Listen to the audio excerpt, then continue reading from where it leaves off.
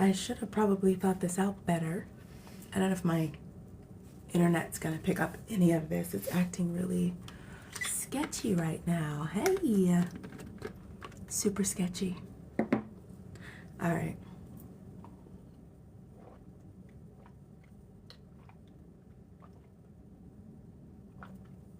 Just chilling. Just chilling. Sitting in the sun.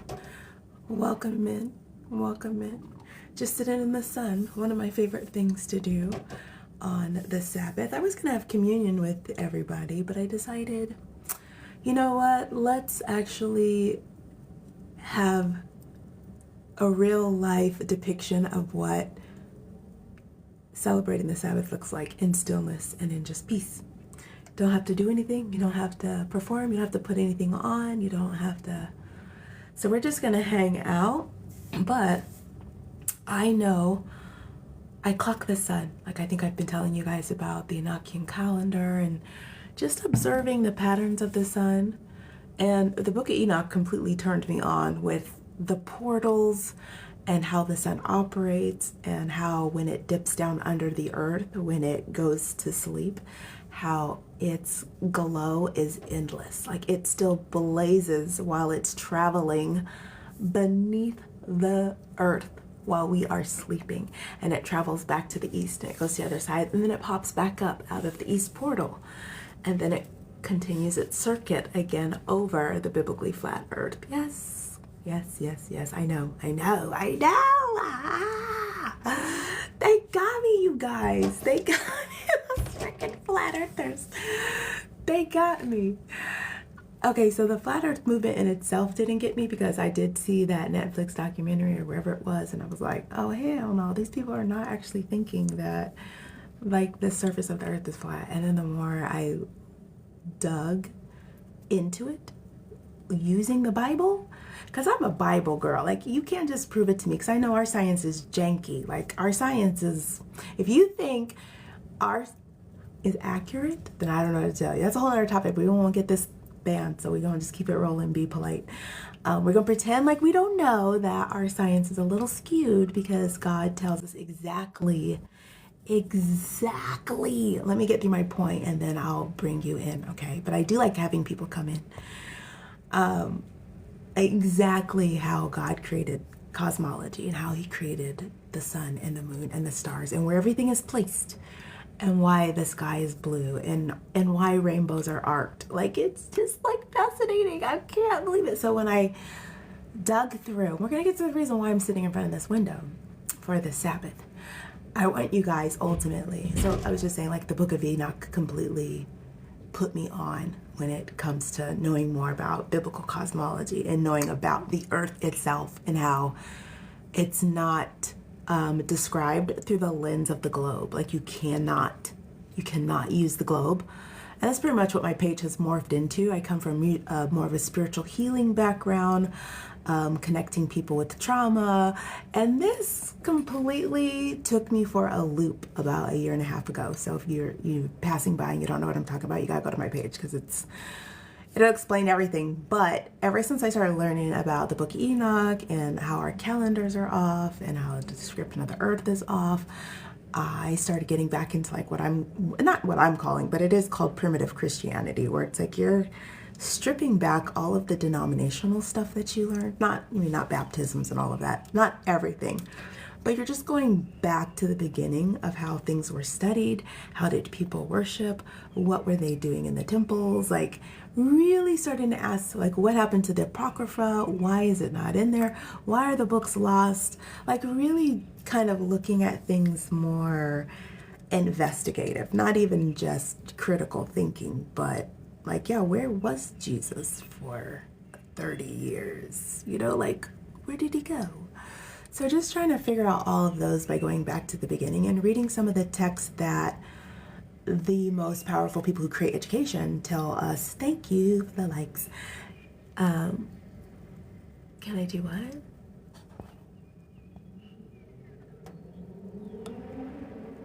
Okay, I'll tell you.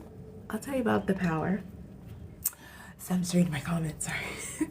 So I decided to go back to the beginning and see how everything was, and I learned about the calendar, and I'm still learning about it, and it's still a little foggy. There's debate between if it's 28-day cycle, 29-day cycle, and it's based on, again, your culture. So the Ethiopians are 29.5, the Hebrew Jewish, they are on the 28, so it just depends.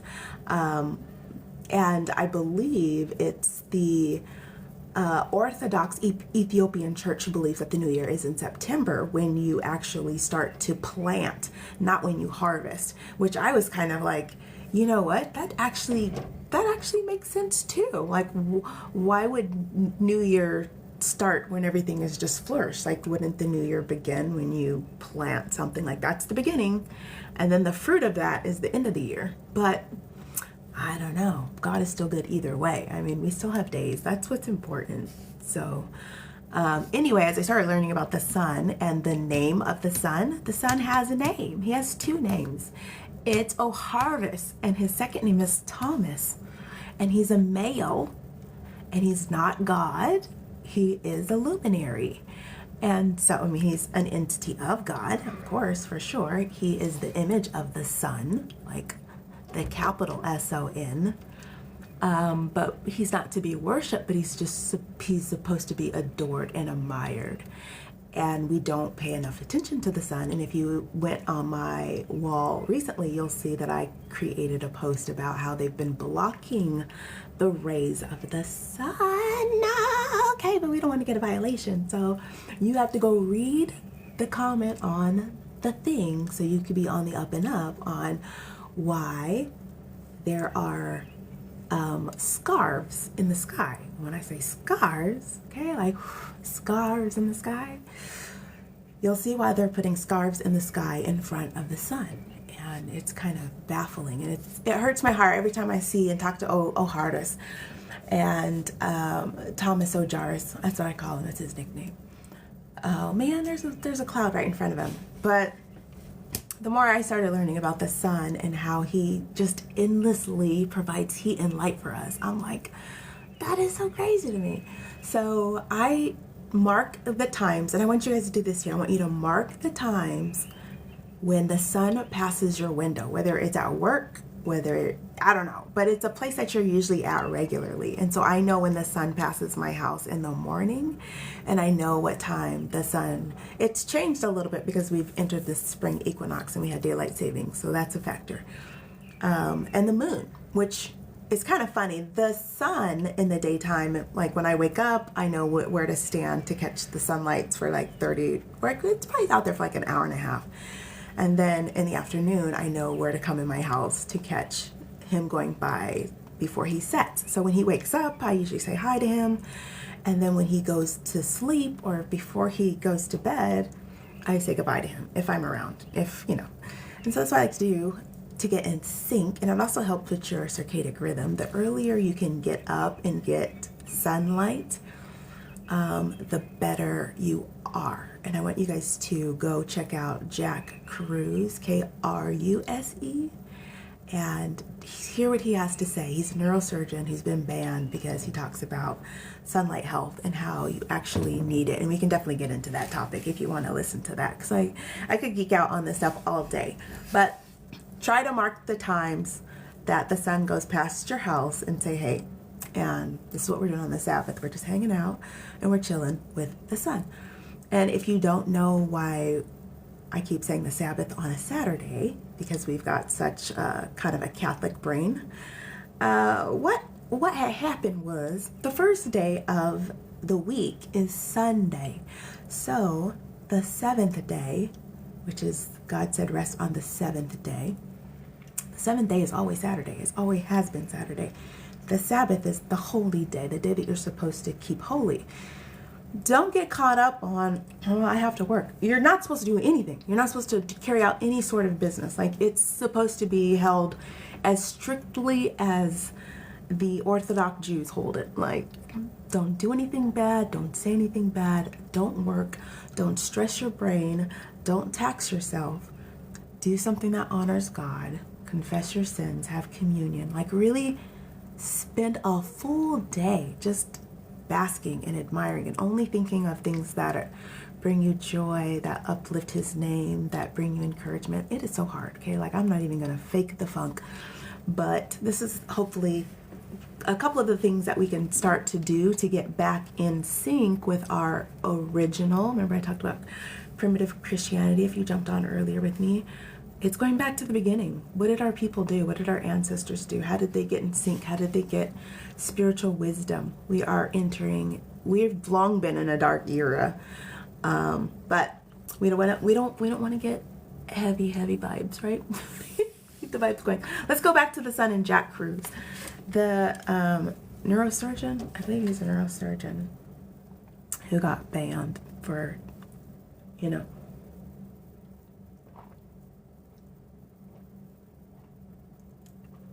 alkaline my water.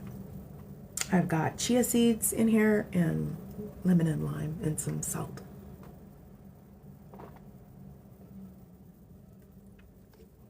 Okay. Yeah, I totally went hippie. Okay. Well, let's just call it what it is. But I love it and I get it now. I get it on a whole nother level. Okay, but back to Jack Cruz. So my physical therapist was telling me about Jack Cruz, and he's like, you've got to get your circadian rhythm back on and like get low light. So when you go to sleep, the best way to get the best sleep is to stretch really good before you go to bed. Some of us need at least 30 minutes, but if you can get 5 or 10 minutes in, it's such a game changer. Lift your arms over your head, deep chest breaths. Make sure you stretch the back of your neck, and definitely get them back of them legs, okay? Hammies, butts. Where's my ball? This thing? A lifesaver. So anyway, you wake up first thing in the morning, you stare into the sun. Well, you have to work your way up to that part, but just get out and get in front of the sun, bask in it, and then at night, turn your lights down super, super low. Turn off all blue lights, put red filters on your phone if you have to be on your phone, and yeah, like lower your voice. That's why you talk to kids like this when it's time to go to bed. You start cueing them early in the night, like 2 hours before you want them to go to sleep, so you can start shifting their energy. When I used to work, I was young. I was working on my first master's, and I was working at this boys' home, and it was a youth detention center, and we would have to shift their mood for them. And I wasn't raised that way, so it was all news to me. Like, their parents were learning, and I was learning, and I was taking notes as a resident counselor. And I'll never forget, they would have to, and I get hyped, so they'd be like, okay, I need you to like bring it down a couple notches. You're getting the kids hype. And I'm like, but that's what I do. I'm 100. I'm like, okay, we'll keep it down. But we'd have to turn the lights off and like whisper to them. And if they had questions, we'd have to talk back to them like really, really soft. We're talking about grown kids. Like, we're talking 17. Like, we had ranges, they're juveniles, so 13 to 17, I believe, were the ranges. We were talking to them like they were 5. And I'm not kidding you. I think if jails did this, they would be okay. They would actually probably be okay. Like, shifting the gears. So we shift our gears. He says if you can get completely down to candlelight, the better. And to completely go like zero, sensory deprivation. That's how I sleep anyway. I cannot stand sleeping in, and like, of course, now knowing I'm neurodivergent, like I have to completely, now I know why I have over the ears that I sleep in, and I'm completely comfortable. I'm a side sleeper and everything. Neck pillow, that's just because I have a neck injury. And sometimes I'll prop my knees and get into that full supported position. Depends on like if I really need to feel coddled and supported. I definitely sleep like that. And I sleep with a blindfold like all the time. That was kind of from traveling, and then I just got a weighted one, and now I love having that weight on my eyes while I go to sleep. But for my cockeye people, my Caucasians, here's what you need to do, okay? From your auntie. Per Jack Cruz, of course. Jack Cruz says that, and this is true, they'll just give you the history of genetics, okay? The history of genetics. We were all once upon a time dark, okay? So I know it. So you could say at my core, I'm a brother, okay? Don't say it out loud outside. You don't have my permission for that, but you definitely can say your ancestors were actually dark, okay? Jesus was actually a dark man. That halo that the Catholics put behind all of the prominent leaders, it's not a halo. It's not because they're saints. It was because they actually had afros. Okay, they just don't want you to know that. And it's actually why they cut the nose off the Sphinx, but we don't have time for that. Okay, so you were once brown. As we migrated as a populace, as we had the diaspora, you went north, okay? Our skin was dark around the sun belt because the darkness shaded us from the sun. So that's a genetic feature. Like we have mutant abilities. So when you went north, you needed to get your vitamin D. So your skin started to lose its melanin. So you became white. Okay. So you could get in that sun so you did not die. So your eyes also adapted. Do not wear shades if you have light eyes. Okay. You need to make sure your eyes get into that sun. The worst thing that the medical people came up with was to tell everybody to wear sunglasses to block UV rays. Now, you don't want to get your eyes burnt. That's what they were trying to help you prevent scarring of your cornea and all of that stuff, which is very accurate. Okay, I'm not saying go sun gaze. That's not healthy. But you're not supposed to shield your eyes as much as you are. So when you're playing your sports and doing all that stuff, you're not supposed to be shading your eyes. You need that sunlight. That sunlight is tied. He can explain it a lot better, but it's like electromagnetic waves, and it's a part of our healing. So like all of these things are coded into our DNA already. And it's no wonder that there's silk scarves in the sky to block Thomas Ojaris. And if you were here, that was the name of the sun. He's a man. He's a male, not a man. He's a male luminary, and he has two names, Ojaris and Thomas. And the moon is female. She represents the feminine divine. And no, not hippie doll, not that kind, but just she is. The moon is a female. They're both equal size. And she has 4 names. And one of her names is Sonja. So you can call her Sonia, Sonja. And yes, try to figure out and mark the times when she is out at night. So that's pretty much the sun and the moon and how people became white, which was a total tangent, but I think it was highly necessary. Now you guys can be like, okay, half brother, part brother, and get out in the sun. Get out in the sun some more so you can be. Oh, and do you guys know who our closest genetic kinfolk are to the black people? You are never going to believe which tribe. The tribe of the Gingers are closely linked to black people. So if you're a ginger, what's up, man? What? How it do? See, gingers, I don't know. I always, and it's when you see like a black ginger, it's even gold. Like because they have like that gold red hair. And then they'll usually like got a blonde beard or something. Like it is just, I'm like, this is a Bible character. You sir are a Bible character.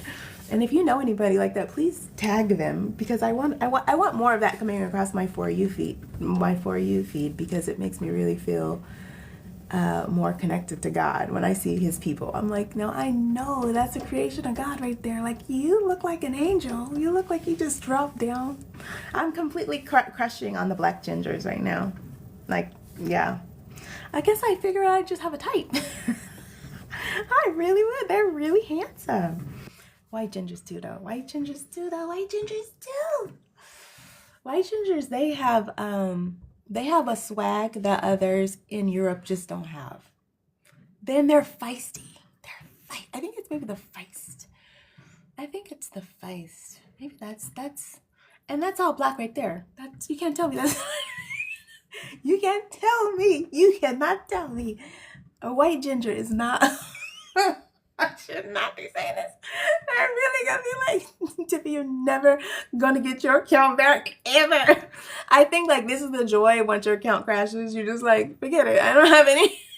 It's actually probably one of the most liberating.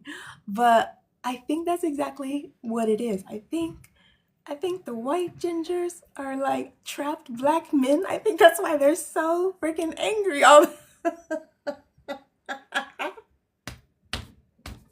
I think that's why they're so angry all the time they drink, because they can't get out. They can't get their soul out. They're like, I'm and then we got them up in the cold. I'm telling you. And I can laugh about it because I took my DNA test, okay? My DNA test straight up said that I was 3% Irish. So I can talk about my brothers if I want to. And all that to say, they're nasty and they wanted to be down where the brown people were. So that's why I'm 4% Irish. So take those apples. Take those apples.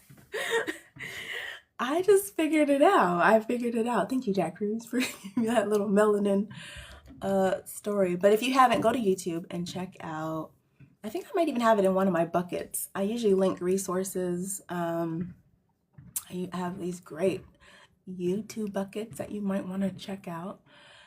And I think one of his might be in there, but he's really easy to find. But he'll talk about the glasses and stuff like that. So I wear tinted glasses. I have prescription glasses. These are filter glasses solely because I'm a hypersensitive person. So my autism, my neurodivergence, it took me a long time to realize that I have hypersensitivity to light and sound, and it can get frustrating, but I don't know. I feel like also as I'm getting older, it's kind of getting worse. I feel like my spidey senses, and I also just had a spiritual awakening. So everything is just like super clear. Like I can see things too clear. It feels too clear. So did I miss anything? The earth is flat. Okay. See, now I know I'm amongst my people. Because we were just talking about that. We were just talking about that before you got on here, I think. About how I got pulled into that whole flat earth nonsense, but not from the flat earth perspective. Because I think the only reason why pure flat earthers sound crazy, sorry, I'm trying to like close this window at the same time, sound a little crazy is because they don't have the Bible knowledge to back up some of their claims, and they're using science that isn't accurate. It's just, 1 + 1 doesn't even equal 2. So, so it's like you're trying to prove. And I had someone in my comments who was basically telling me, well, you're using their claims, ha ha ha, like it doesn't even work. And I'm like, okay. Now I see for some people, I have to break things down. I think that they can make the jump with me because maybe I've just been looking at it so much that I make these jumps and these connections all the time about like where my brain is going and where your brain should be going. But okay, let me break it down for the people who are just previewing this. We'll break it down one more. We'll break it down one more time. When I say globe, or when I say the stratosphere and the altosphere, and I'm talking about how the calculations of the earth are spinning and how the galaxy is spinning. Yeah, I don't believe that stuff. That's the whole point. I'm just trying to tell you what their math is. And according to their own math, one of the things, and I'll tell you what video I'm referring to. I'm referring to a video where someone says we forgot to calculate for the wind, because I was basically telling them that, like, hey, the first landing was pretty bunk for multiple reasons. And one of the commenters were like, yeah, one of the reasons was there's wind. And people are like, there's no wind in outer space. And it's like, okay, for one, we're talking about velocity. We're talking about if the earth moves at over 1,000 and then we're hurling through the galaxy at their 66.6 thousand miles per hour. Like, it's just, I'm like, you don't find that suspicious? You don't find that the mark of the beast is the same speed that we're hurling through space? No connections. Okay. So according to their own math, they got through all of the velocity of 66,000 miles per hour. So getting to the moon and getting back when we're spinning, when we're rotating around the sun, and then we're hurling through the galaxy, that we hit our trajectory of the moon, which would have been like a needle, like not even the tip of a needle. You telling, okay, I don't want to get into that. So according to their own math, the thermosphere is like a gazillion. You would need nanotechnology. You would need the stuff from Wakanda built. Your ship would need to be built in that. Okay, animanium. Where's the X-Men? You trying to tell me? He's trying to tell me. Okay. You're trying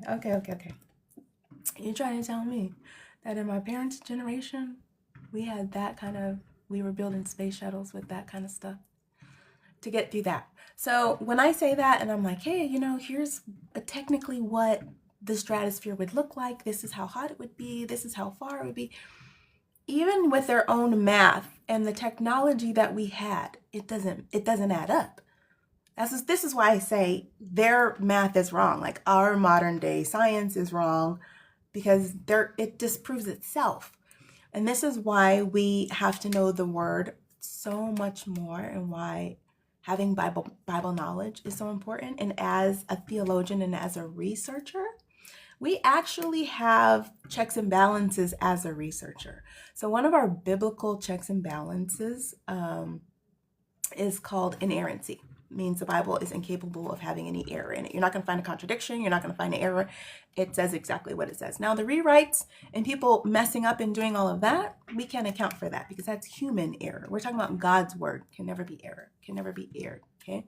When you research the Bible, it was put together so there would not be any contradictions. Also, Council of Nicaea, you've got to go through how they actually transferred it from the Greek to the Hebrew, the Latin. It's meticulous. It's not like your mom and dad. We're talking about scholars, people like me, theologians, people who studied Hebrew, who studied foreign languages, who studied theology, compiled and translated the Bible. So that's a whole nother process. But there's inerrancy, but there's also infallibility, which means that it's incapable of leading you astray, leading you to the wrong answer, like NASA math. And this is why it's important. All the calculations, when you look at the biblical earth and you compare it with the book of Enoch and you read Genesis and you see the evidence of the sun literally right in front of you, and you deny all of that, but you trust the only thing whose math doesn't add up on their own account. We can't even determine if Pluto is a star, a planet. We can't even determine or come to a firm consensus on whether we're a geocentric or a heliocentric model rotating through the Earth. And if you don't know what I'm talking about, then please go see my cosmology tab on my page. But we consistently do not have science that explains stuff accurately. And this is part of the checks and balances that we have as researchers, as theologians. We have to make sure that God's word is evident in more ways than one, spiritually and in scripture. So what convinced me the most, sorry, I'm so under the weather, I feel icky. What convinced me the most was how the lost books lined up and filled in so much of the stories of the Bible that I hadn't even noticed. Like, now the flood story makes so much more sense. All of the battles in the Bible make so much more sense. It makes so much more sense when you not only know why the Bible was compiled and who compiled it. Kings and rulers and governors compiled the Bible. and took out things that were not in their favor.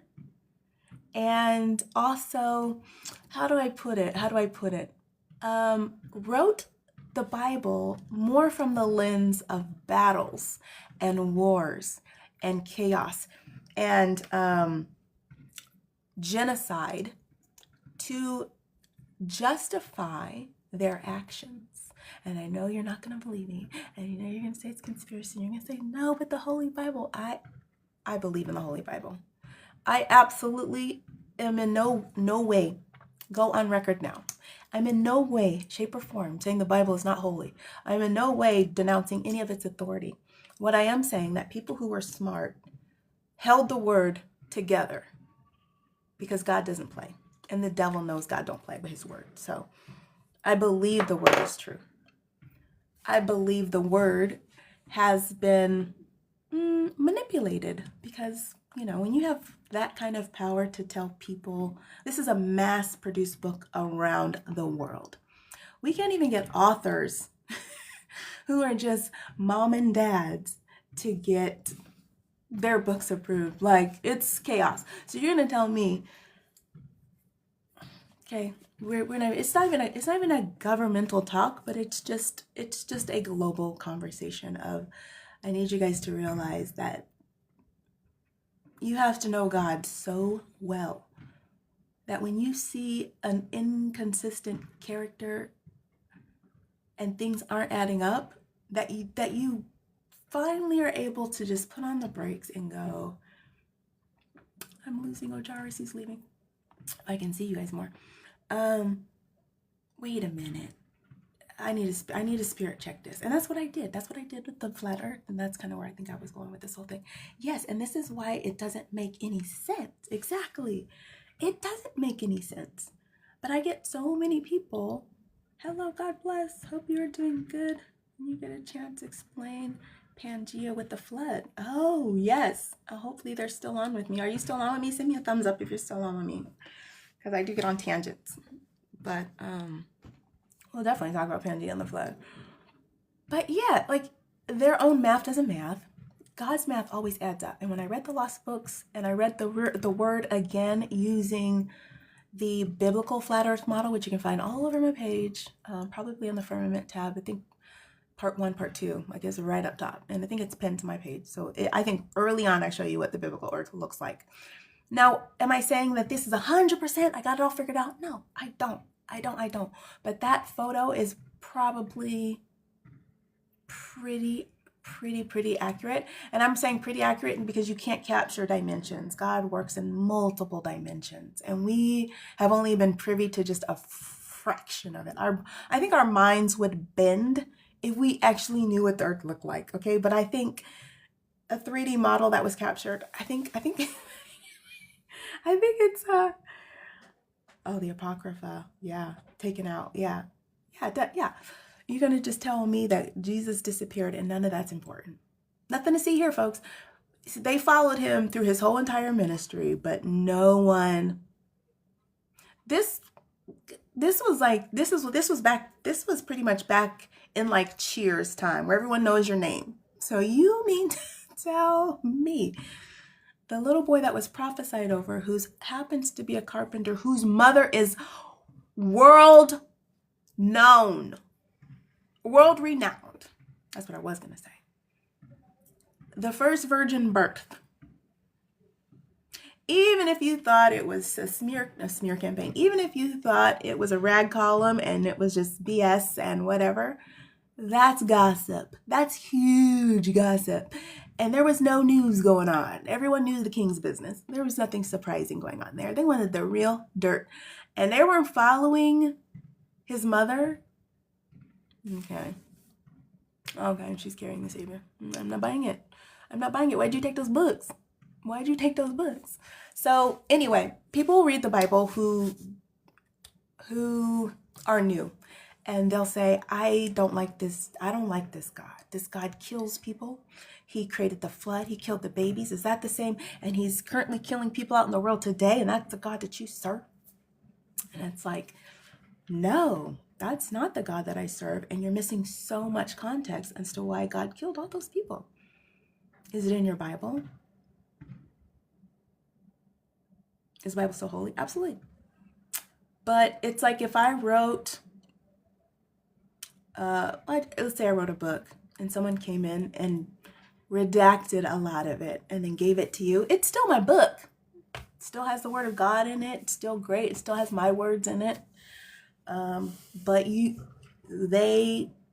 they sliced it down and they gave you a version of God that they wanted to give you. And the version of God that they gave you is he's an executioner and a king. Because that's what they wanted you to fear, and that's what they wanted to rule.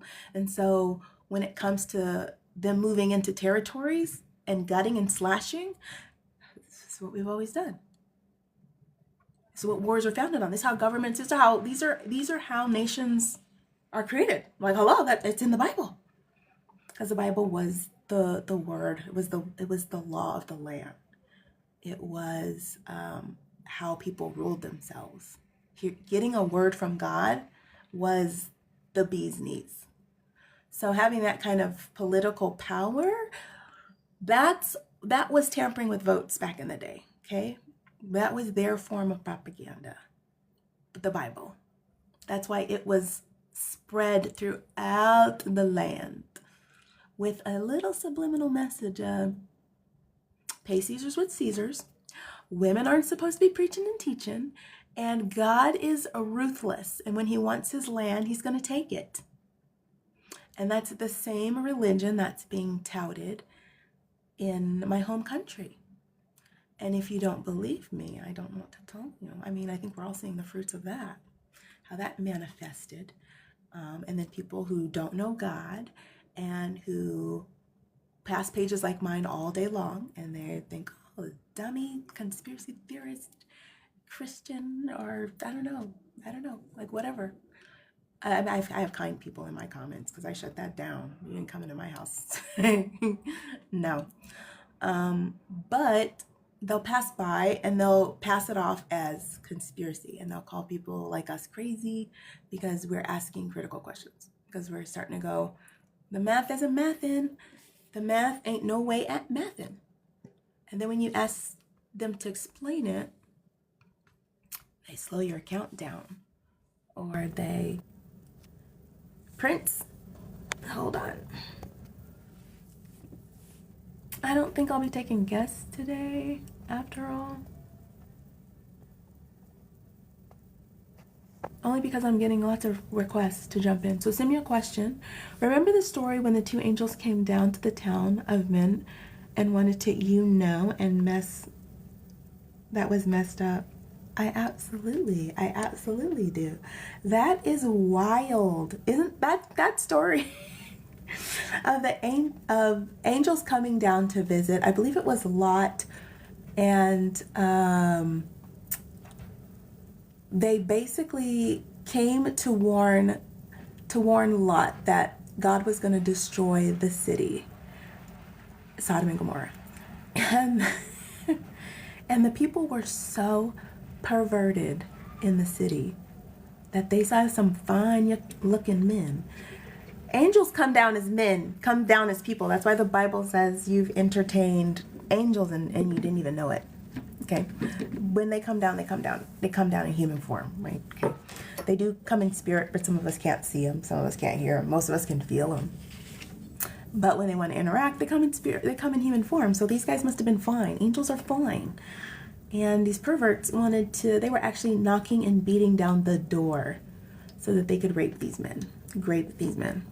So it was like, could you imagine? Could you imagine being royalty coming down to your people?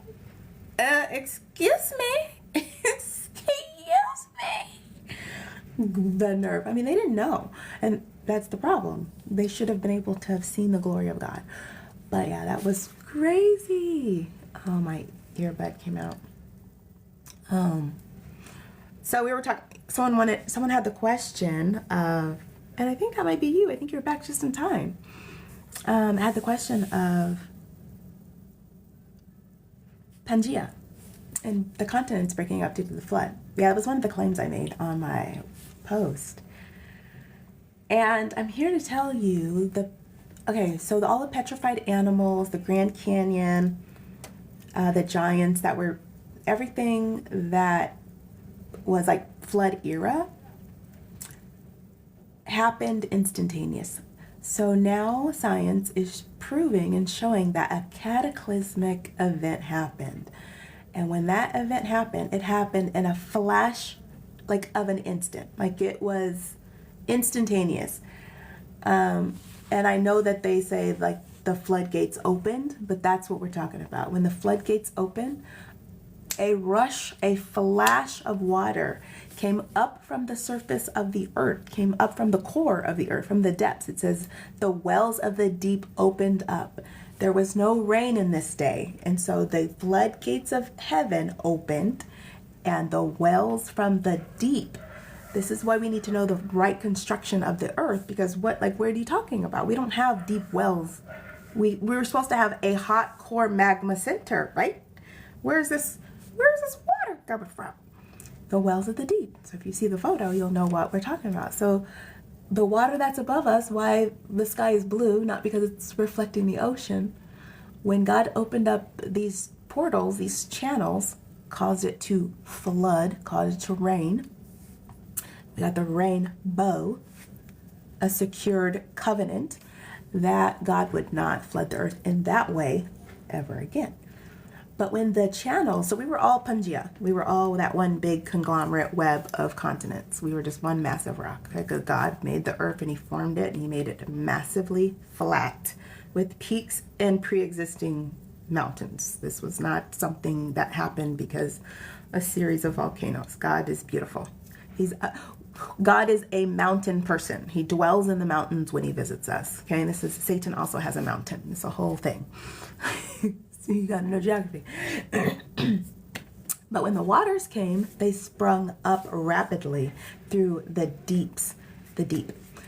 That was part of the breaking of Pangea. That's what started the fracture and the cracks. And that's what carved the flood. And when you guys figure out exactly what the Grand Canyon is,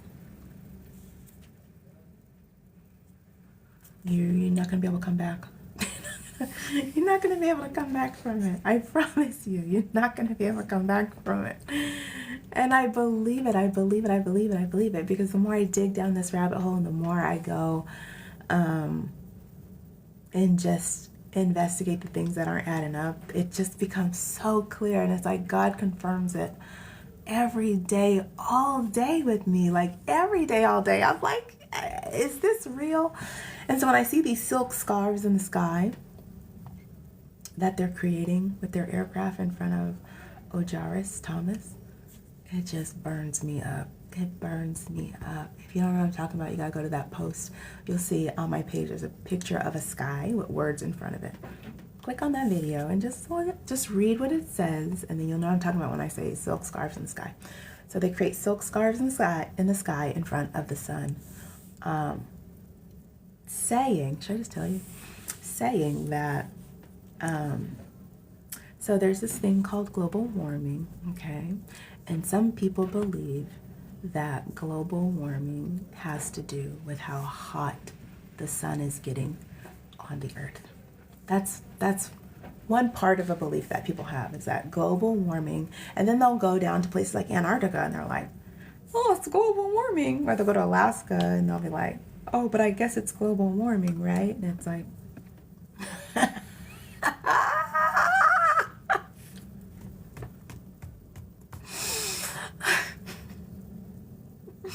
okay, and I'm getting to the point of why they hang silk scarves in the sky. Trust me. That's not global warming. Okay? Global warming has to do with how hot we're getting this bubble that we're in. And the people that know that we're in a bubble know daggone well that all these factories, we are in a biodome, okay? A biodome. It is a whole ecological system. And when you mess up that dome, you start to get things like earthquakes and hurricanes that just profusely tear up your environment because it's trying to tell you to recalculate. Like these are warning signs saying, hey, alert, alert. your habitat is not stable. Your habitat is not stable. Alert, alert. And we say, no, let's drill. God. We extract, and we live on a living organism. And so it's having an allergic reaction to the ticks that are on her back. And so we're reaping that. And so the people who think that global warming has to do, basically it's a change in the atmospheric pressure, and it causes acidic rain, and that's global warming. It's actually globe warming is what it should be called, okay? Globe warming. They put the answer right in your face. But back to why they put silk scarves in the sky. I have to stay on task here because, my ADHD brain would be talking about a whole bunch of other stuff. So for the people who think that the sun is the cause for global warming and the sun's just somehow getting hotter because we're getting closer to the sun, we are not getting closer to the sun. The sun is firmly in place on its circuit, just like the Book of Enoch says it is. Endless circuit, okay, that hovers over the surface of the earth, and it goes in north and it goes outward south, okay, and we're flat over it. See, he goes right around us, and he goes through these portals, and he goes whoop, and he goes whoop, and he goes whoop, and then he goes back to the east, and then he does his circuit again, whoop, and he goes like this, in and out of portals, okay. We can't see how the portals work, but when he travels under the earth, the sun is always lit. He just lit. Oh, it should probably be this way for you guys. He comes up out of the east and he sets in the west. But while he's going like this, he's jumping. He's portal jumping. Okay, he's bad. My boy bad. My boy is bad. Okay, I can't even explain to you. You gotta go read the Book of Enoch. Don't tell me I didn't warn you. Okay, your mind's gonna be like, and then when you look at the sun, you're gonna be like, okay, I want to cry. When you see a sunset, the Book of Enoch says the sun sets and goes beneath the earth, the surface of the earth. I can't even get it out. But our science will say, oh no, that's just an optical illusion. He's just going away. Okay, so back to the silk scarves in the sky. Our science says that we are getting closer to the sun. So they're taking our nice funds and they're having these nice fancy little pilots who like to make these fancy little videos about how they just spend 4 hours covering the sun with silk scarves. And they're like, yes, I'm doing a good thing. I am blocking the sun because it's too hot for you guys, okay? No more skin damage, no more rays, no more global warming. We're just going to slow this puppy down so we can destroy it at a slower pace so we can just make a little bit more money, okay? We're just going to slow things down. And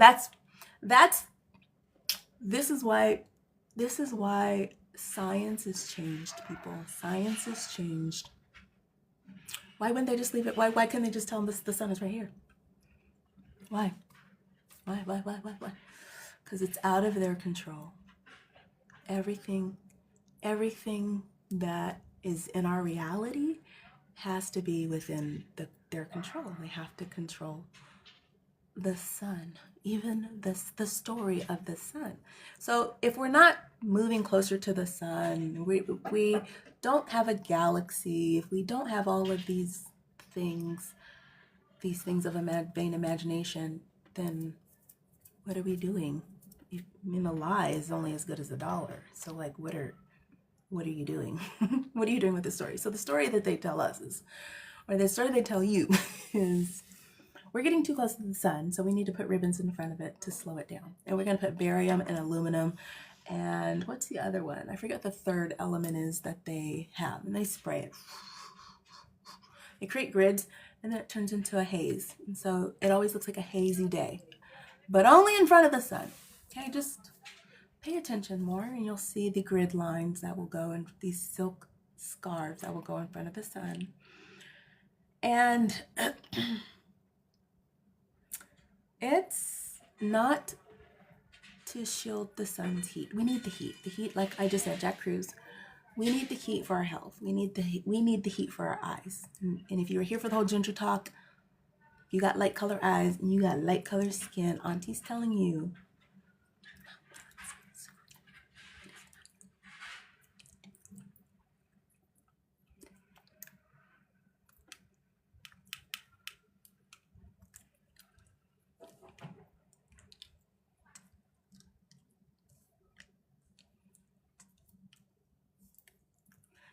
put the silk scarves in front of. We put the silk scarves in front of the sun because your health is tied to it.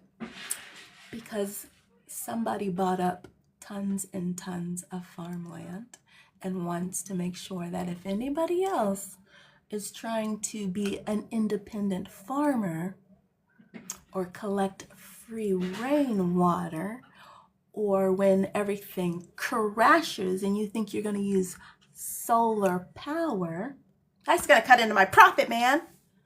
What you think this was? So I'm going to take your taxes and I'm going to tell you this crazy story. And I'm going to put silk scarves in the sky. And you're not even paying attention because you're passing by my page like, this chick crazy. I'm going to go back my day.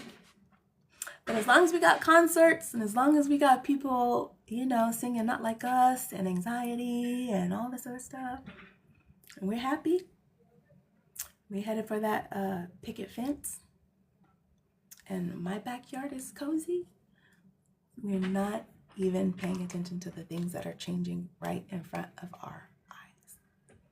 We need to really not just wake up, but, wow, what do we do from here? What do we do from here? What do we do from here?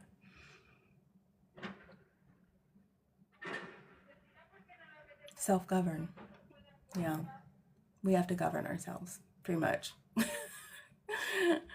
We don't have any more representatives. They said it 1,000 times. They're like, no one's gonna come to save you guys. Gotta get yourselves out of this one. So we need watchdogs, like straight up. I'm volunteering to definitely be a watchdog. I will go to Congress and sit in every meeting if I have to. And take notes. What's being passed? What are y'all doing? What are y'all putting in the sky? Let's ask the tough questions. Let's get to the bottom of it. And then not only that, let's get ourselves free. Because, no.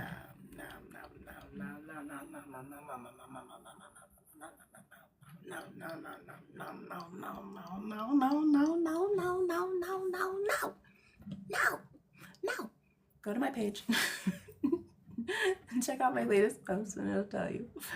It'll tell you, okay? It'll tell you what you need to know about setting yourself free.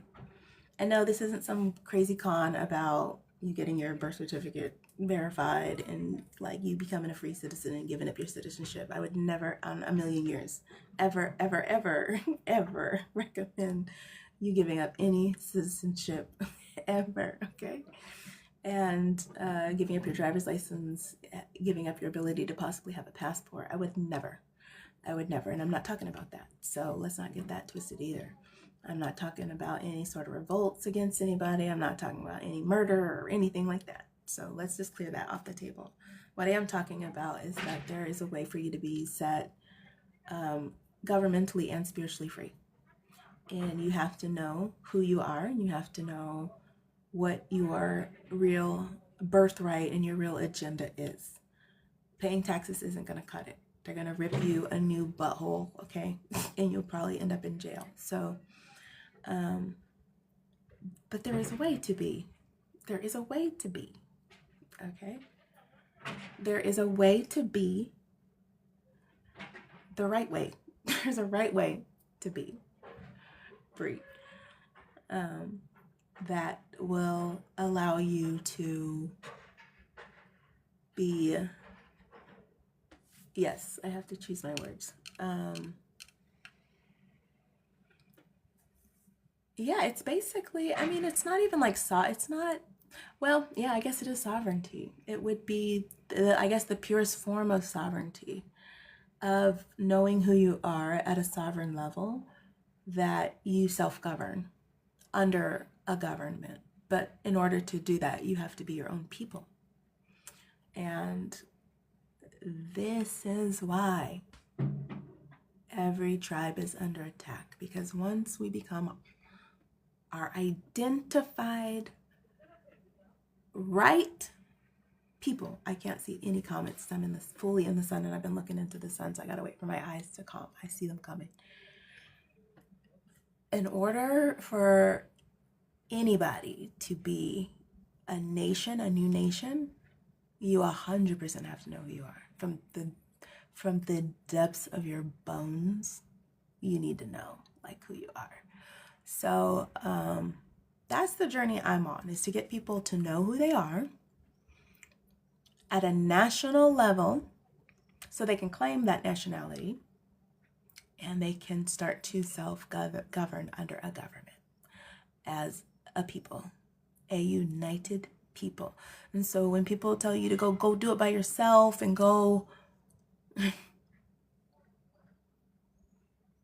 if you don't think that they're in the process of changing laws just because people like that have come through and figured out one little tiny loophole, I don't know what to tell you. And then it's just a constant battle. That's not a permanent thing. That's just a flag for harassment. And not to say that, we wouldn't get it, but one person is a lot easier to intimidate and shake. And this is why movements are so dangerous. Dare call it a movement. It's not. We're people. There's no move about it. Like, there's no movement in who we are. Period. Like, I don't know. I don't need to move nothing. There's no mountain to move because I know who I am. Like, there's no argument. And when you know without a shadow of a doubt who you are, when you go declare that and you're unshakable, what can they say? Pharaoh has to let you go. Pharaoh has to let you go. And that's where we're gonna go. We're gonna go. It's time to go. How's your day? Let me put my this is where my age starts to show. Are my readers over here? I have like readers in every corner. I should. Oh, okay. I think I can still see. Hold on. I can't see. Hold on. Wow, you guys all want to be invited in here? My day's going good. We were sunbathing and chit-chatting about sun health and how the circuit of the earth, how the circuit of the sun and the moon work. And we talked about Pangea and how the flood created the breakup of the continents in an instant. Not over. Just put in how long was the Grand Canyon carved, or evidence of what would be a good one for y'all to Google? What did I find mine under? I think it was evidence. Put in Pangea, flood, and cataclysmic event, and that should get you cataclysmic. You can put in petrified animals, like what would cause that, and they'll tell you. They'll tell you. It's water. What else do we have on this earth that would move that rapidly across something and not destroy it, but fossilize it? Fossilize it? Fossilize it? Fossilize it. Water. Water, water, water. If huge channels from the earth opened up, what? Oops. What is this? I think they want you to like make sure that you're still on live, so I had to do like this complete like puzzle thing. Have you guys had that before? That was weird. I guess people are trying to stream when they go to sleep or something, and they're like, oh no, you're gonna be active on here. But when the channels of the deep opened up, it broke through the surface of the earth. That's how it started to rain. And that's what caused Pangea to break and the flood. And then we talked about Ojaris and the silk scarves and why they're putting silk scarves in the sky. Can you believe that? Can you believe silk scarves are in the sky to reduce heat rays?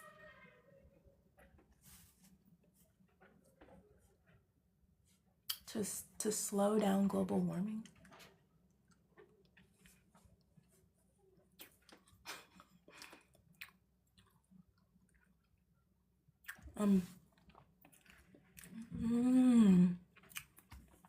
It makes me so mad.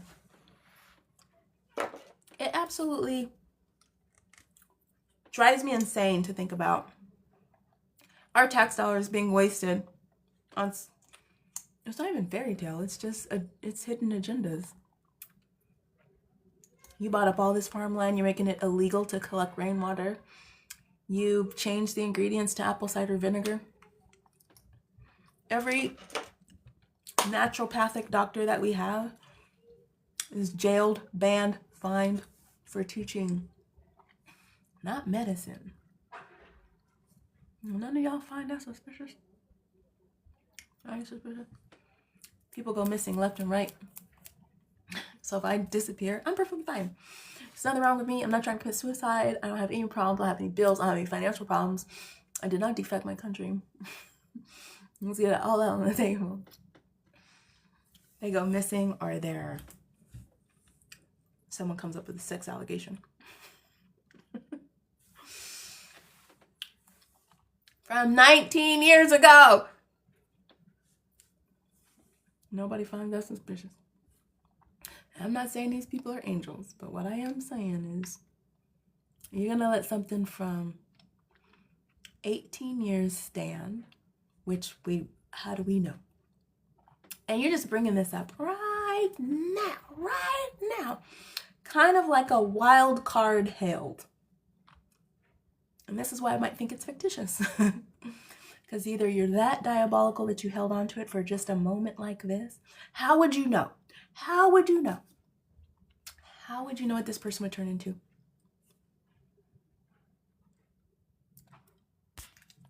Oh, are you guys going away? So, yeah. I don't know. I think it's kind of wild. I think it's wild.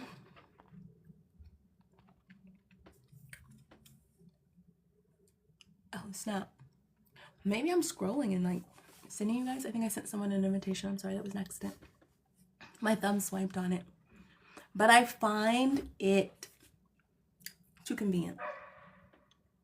I find a lot of this too convenient. I find it very scary that people can go missing as whistleblowers and no one, there's not a bigger follow-up or more investigation. And things are just taken as like, yeah, that happened. We don't, people's chefs gone missing or died. What happened? There's no story? There's no follow-up? What's going on? What's really going on? That's the State of the Union address I want to know. For real. Okay. Back to the Sabbath and the sun. That's getting kind of heavy. Sorry about that. Just got a little tangent. But yeah. This is currently the world that we live in. Meh. Oh yeah.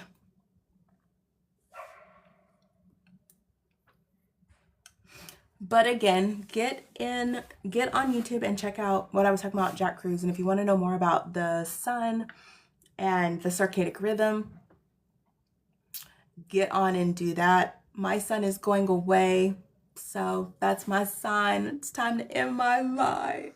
I'm gonna miss you, oh Jairus. We're so sorry that they're doing this to you.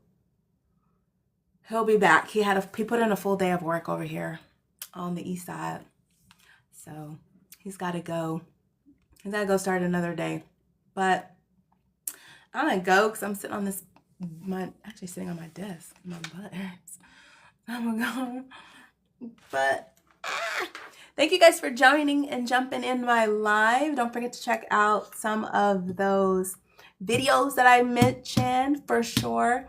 And Firm Believer is going to be finally dropping. I had some travels.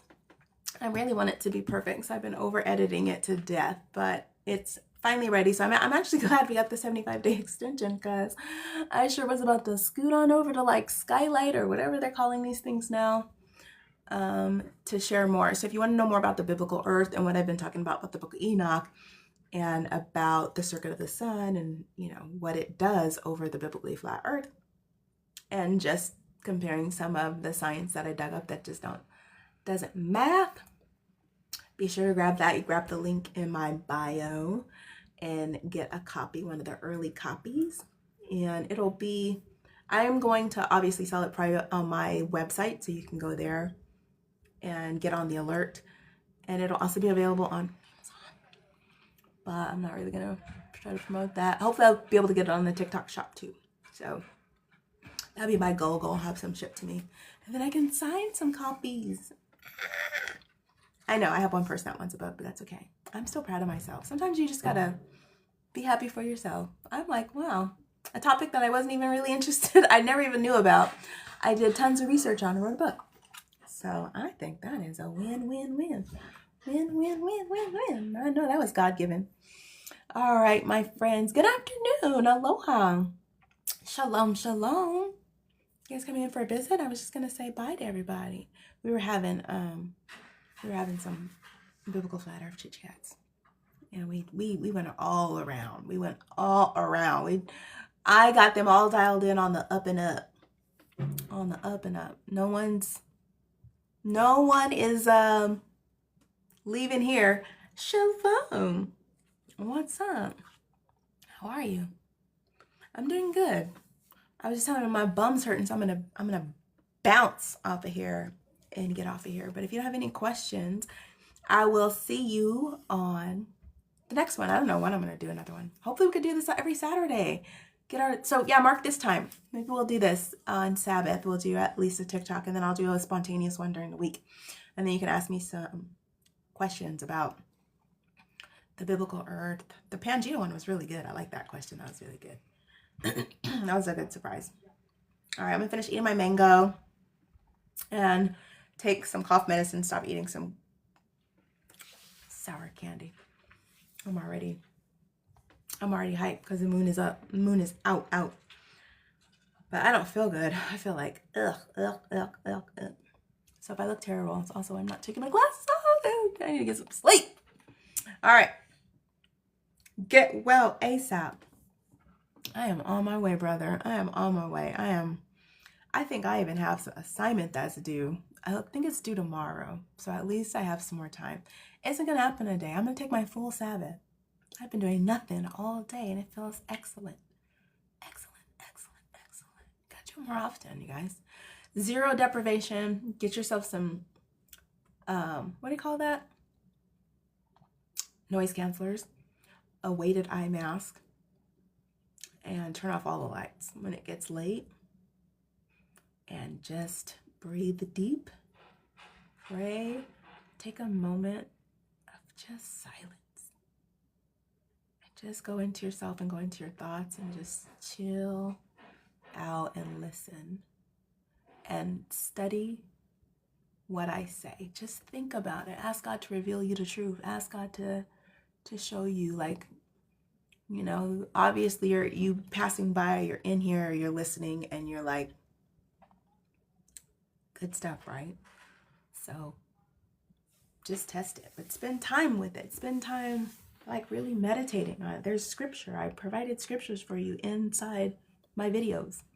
There's no reason to be like, come into the page acting you don't know. Research. Like you can't look up something. Super easy. Test what I say. Look it up. Go see the stories that I'm talking about in Enoch. Does the moon, is the moon female? Is the sun a male? Is sun masculine? Does he have two names? Where does he go when he sets? Does he set? The world says the sun doesn't set. What does God say about what he created? That's what I'm trying to get everybody back to. What does God say? He is the author. He tells you he's the author. I wrote everything. I can tell you how you operate. But you gotta not be so quick to mark everything as a lie or fictitious or, you know, Christian propaganda or someone's trying to convert you or like, you know, just relax a little bit. Relax But be curious. Be curious enough. Be curious enough not to be so smart that you miss the whole plot of the movie. When he said the road was narrow, I was so convinced and so sure. I know I'm secured. But I was so convinced I knew almost everything I need to know. I studied this. Like, it was my profession. It's my calling. It's what I do. I teach the Bible. It's my passion. I can't get away from it. No matter what. Even though I'm studying psychology, it will always be a fabric of who I am. It's just my gift. I love it so much. I love it so much. But I thought I had it all figured out. I was like, it's not okay. Not much you can get past me. I don't say I knew all the weeds. I've never been a scripture quoter, but I know stories. I know I can take a chunk and then I can pick up the little nuances in a story. Just how my brain works. And people just see things and they can recite. I don't have that brain. I see huge concepts and I can break them apart. I can see patterns. And there's definitely a fishy pattern. There's definitely, hey, what's up? There's definitely a fishy pattern that's been going on in these neck of the woods, and I'm onto it. And that's all it took. That's all it took from me, from someone being so educated, so experienced, so like, I got this. You can't really tell me anything. I'm sitting back looking at people. And then when I started connecting the dots with the lost books, I have to pace myself because the sheer deception of it it's so heavy. And I shouldn't keep saying like the deception of it, but the fact that the lost books have been so discredited and so like, don't look over here. And so other religions are wrong. Other denominations are wrong. And then when you see how people studied together, how we were all intertwined at one point, and how Jesus was in the mix of all that trying to bring us together, and they broke that all apart on purpose. I have to pace myself at reading my book. I'll show you what book I have. And it's huge. But when I got it, I was just like, no. And I started reading it. I'm like, okay, this is the Bible. This is what I've been missing my whole life. I was just completely in love when I got this book. Look how big this thing is. It's just super chunky. I started reading the Book of Enoch on Amazon. And I just had the Book of Enoch and I had my Bible when I first started this whole journey. And then the more I started learning about other books that were taken out, the more I was like, okay, I need to figure this out. Now, this is a remake of the Ethiopian Bible. You can get a pure one, but it's going to be very difficult to read. I highly recommend this. I think you can get it in my TikTok shop. I'm not promoting this. I'm just saying what it looks like. You can get lots of versions. They have like 88 book ones, 90 book ones. I just try to get the max book I could.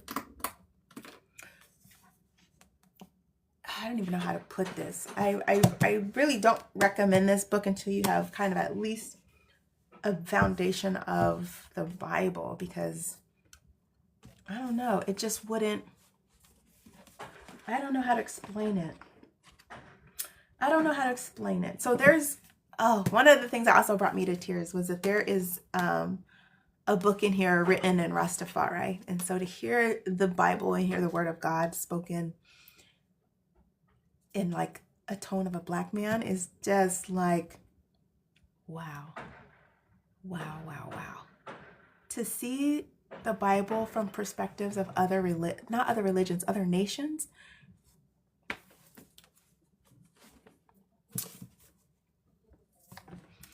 and different timelines and different eras, and from different positions, and not just from that kingly, priestly, which was all taken from the Bible. All of these, well, a drake is actually a dragon, but all of these, what do they call themselves? They have all these names of royalty. I can't even think of, sire and like all of this stuff, the duke and all of these. It's crazy because these are biblical terms. And that's kind of the lens that the Bible was written in this very Western civilization sort of lens, but when you read the Bible from the perspective of other lesser nations, you're really like, oh, Jesus was everywhere. Like, it's undeniable. It is undeniable. It's undeniable. And how we are all connected, how all the faiths were connected by Jesus. And like all things, even Christianity has branches that have gone astray and have manifested into things that have moved away from their origin. So, yeah, my goal is to kind of pull everybody back in. Pull the nations back in and say, hey, whoa, let's get back to the basics. Let's really learn our history. Let's really learn about our freedom and how we obtain that. And that was one of the things that we started talking about. We started talking about how we're going to rise and become a nation. No big feat. Spiritually connected nation. An unshakable nation who knows its identity, who knows where they are in space, time, reality. Who knows where they are. And I'll leave it at that. Because you're not where you think you are. You're not where you think. You're not where you think. You're not where you think. And Africa is not the oldest continent. Sorry. I'm so sorry to tell you. Okay. Now my butt really hurts. I gotta go. I'll see you guys later. Thank you for joining me on live. You guys are the best. I'm giving love to my back to baby account. All right. Ciao.